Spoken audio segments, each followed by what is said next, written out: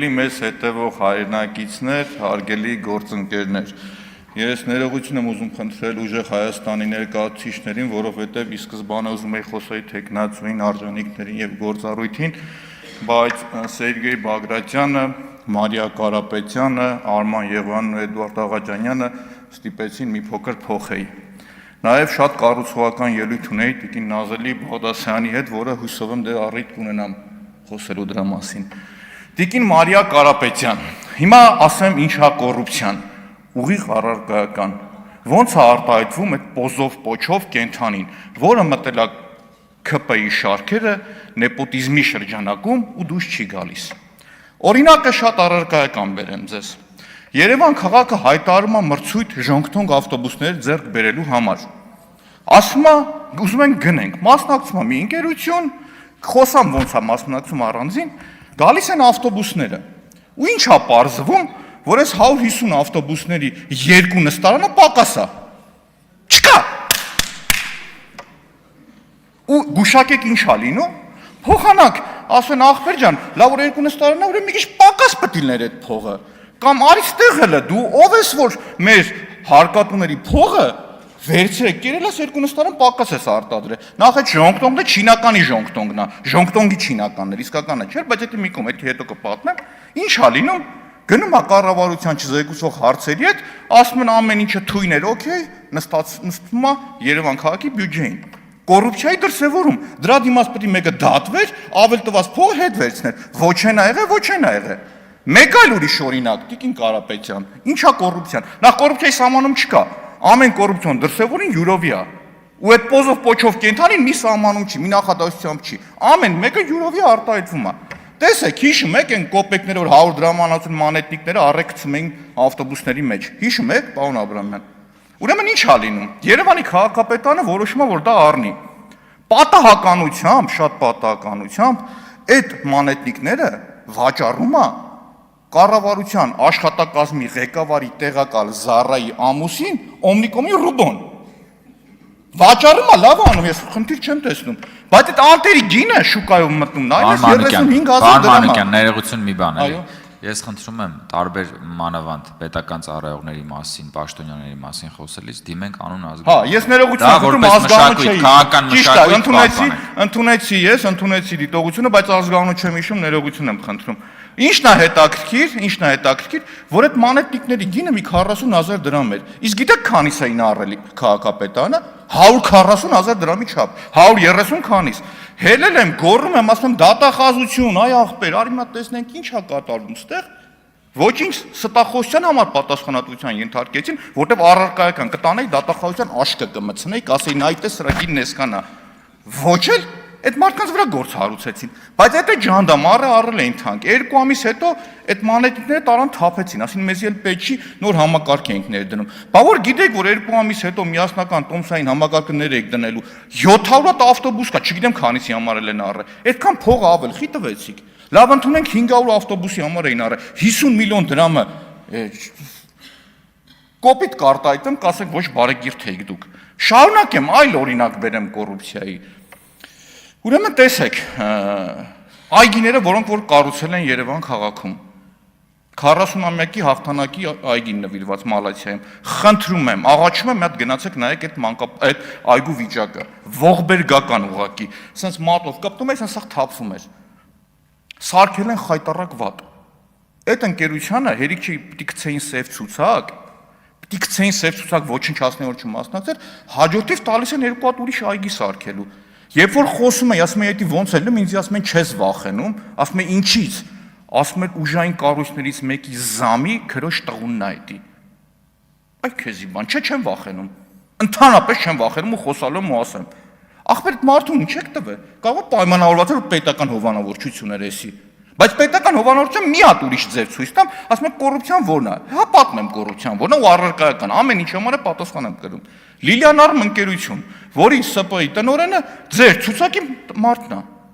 Երևանի ավականին ընտրություններին սարքում է Երևանյան լիճը, քրեական գործ են հարուցում, խայտառակ վիճակը, մի հատ խայտառակություն էլի։ Հետո սարքում է հայտնի 105 մանկապարտեզը, որ գնում բացահայտում եմ խայտառակությունա, փոխանակ բռնեն են մարդուն կախեն, քրեական գործին վրա են հարուցում, դատվում եմ, յոգուրտի գործով։ Այ քեզի բան գնացը կոռուպցիան բացահայտեք։ Բայց դա հետ չէ, շարունակությունն ասեմ այդ ընկերությանը։ Փոխանակ այս երկու դեպքից հետո այս ընկերությանը ընդհանրապես ջնջեին, ոչնչացնեին։ Այս ընկերության արեք տեսեք, որ բանն են տալիս,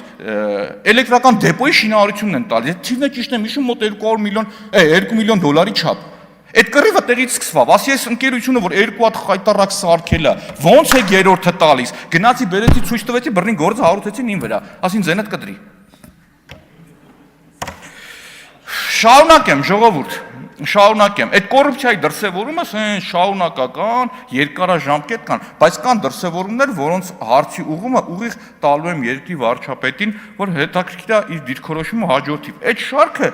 անվերջ է ուղղակի։ Պարոն Բագրատյան, Տիկին Կարապետյանի մասին շատ խոսացի կներեք, էլի, որ ասում եք Ավետիսյան Արմենը սա Հայաստանում եք կպատմեր, չգիտեմ,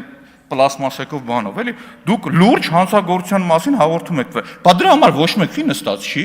Կարող եմ ենթադրել, որ կարող Ավետիսյան Արմենից մի քիչ փող եք վերցրի, ասել եք գնամ անարի։ Ո՞նց հասկանամ, քեդ մարդուն պատասխանատվության չեք ենթարկել։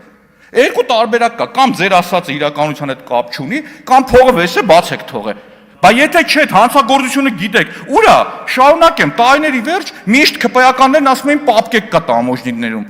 Պապկեկը գալիս են, այդ պապկեկի տերերն ով է, ես շատ ուզում եմ իմանամ, պահանջում եմ հատիկ առատիկ անունը տվեք ու պատասխանատվության ենթարկեք։ Կարող է պարզի վերջում մեկն է ձեր ցուցակի, չգիտեմ, 122-ը չի 264-ն է օրինակի։ Չէ, դի ո՞նց է լինում։ Ես ուղղակի ուզում եմ բռնեմ հասկանամ։ Հիմա գամ պարոն Եղոյանին, ժպիտը դեմքին։ Ուրեմն ձեզ օրինակը մի հատ էլ մասսայական ասեմ, էլի, այդ պարտք վերցնելու, լավ ու վատ կողմի ու եկամուտ ունենալու։ Տեսեք,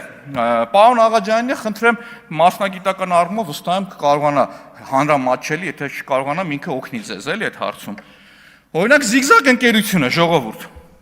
Մենք բոլորս գիտենք, որ էլեկտրոտեխնիկա բերողները, որ բերում վաճառում են, այս ռուս-ուկրաինական պատերազմի արդյունքում շատ փող են աշխատել։ Բնական է, այդ եկամուտները իրենց կամքից անկախ է եկել։ Գալիս է Հայաստանից գնում է դուրս։ Զիգզագ ընկերությունը բացել է Միլե ընկերության պաշտոնական ներկայացություն, շատ թանկ էլեկտրոտեխնիկա է։ Ու ակնհայտ է, որ այդ տեխնիկան մենակ հայերը չեն առնում, դուրս են գնում։ Շատ ճիշտ են արել, օբյեկտիվ շատ ճիշտ են արել այս մարդիկ։ Բայց եթե այս մարդիկ նույն տրամաբանությամբ գնան մի հատ Bank Olufsen-ի կամ մի հատ ուրիշ ավելի թանկ ընկերության խանութ առնեն, վարկ վերցնեն, այդ խանութը սկսեն բերել լցնել, պատերազմը պրծնի ինչ կլնեն, կսննկանան, որովհետև այդ վարկը չեն կարողանա տալ։ Այսինքն մարդ, երբ որ եկամուտը պատահական գալիս ընկնում է իր վրա, պատահական գալիս ընկնում է վրա, դու պետք է կարողանաս դա ճիշտ կառավարել։ Եթե դու մնում ես այդ եկամուտի տակ ու չես գիտակցում, որ պետք չի պարտք վերցնել կամ պարտքը վերցնելուց արդյունավետ պետք է կառավարես, դու խնդիր ունես։ Օրինակը շատ պարզ եմ ասում, մի ուրիշ օրինակ բերեմ պրոյեկտեն պետական ապարատի վրա։ Երբ որ դու պարտք ես վերցնում ջրամբար կառուցել, օրինակ Կապսի ջրամբարը 130 միլիոն, թիվը կարող սխալ հիշեմ, դոլար պլանավորում ես, ներգրավում ես Եվրասիական բանկից փողեր, չես սարքում, խնդիր է լինում։ Դրա բեռը ով է քաշում, ժողովուրդն է քաշում։ Եվ վաղը մյուս օր, եթե այս պատերազմը պրծա, մուտքերը մեր չապահովեց, ես շատ ուրախ եմ, որ մեր երկրում լրացուցիչ մուտքեր է գեներանում, շատ ուրախ եմ, որ համախառն ներքին արդյունքի աճանում, որտեղ առաջի դրա շահառուն մեր քաղաքացին է լինում։ Իհարկե շատ լավ է, մենք պետք է ճկուն լինենք, կարողանանք ճիշտ կառավարել, ճիշտ բերել տեղը դնել այդ ամբողջը, բայց եթե մենք չենք կարողանում ռիսկերը long time, երկարաժամկետ ընթացքում կառավարել, դա խնդիր է ստեղծում, պարոն Եղոյան։ Եթե դու այսօր չես գիտակցում, որ կարող է վաղը պատերազմը պրծնի ու քո տնտեսությունը նոր մարտահրավերների առաջ կանգնի, դու խնդիր ունես այդտեղ։ Եթե դու այսօր մենակ հիմք ընդունում ես, այո, բոլոր այդ տնտեսագիտական, հա իմիջիալից պարոն Թունյանին է պետք է անդրադառնալ, պարոն Թունյան, երեք էլ ասեցի, շատ բաներ կա, ես չեմ հասկանում։ Ու չեմ նեղվում։ Օրինակ հարցեր եք տալիս, ես չի հասկանում։ Ինձ որ այդ հարցը տակ, ասեք չեմ հասկանում, չեմ պատասխանում։ Նույն տնտեսագիտությունը, եթե կենտրոնական բանկի նախագահն գաստե, շատ հարցերի մեջ չեմ մտնի, որտեղ իմ տիրույթը չի դա, ու դա ամոթ չի, երբևիցե դրանից չեմ խուսափել ես։ Ու էդիկ ասում եմ, այդ ինչ տպավորություններ, ինչ էր խոսում, չհասկացա։ Բայց հետ գամ բանին, ինչին էի, միտքս թռա Թունյանի անունը տեսա։ Հա, պետք է կարողանաս ճիշտ կառավարել։ Կա էֆեկտներ, որոնց կառավարիչը դուք չեք, պարոն Եղոյան։ Օրինակ Սերսովյան ճգնաժամը, ոչ մի ձևով դրա տերը դուք չեք։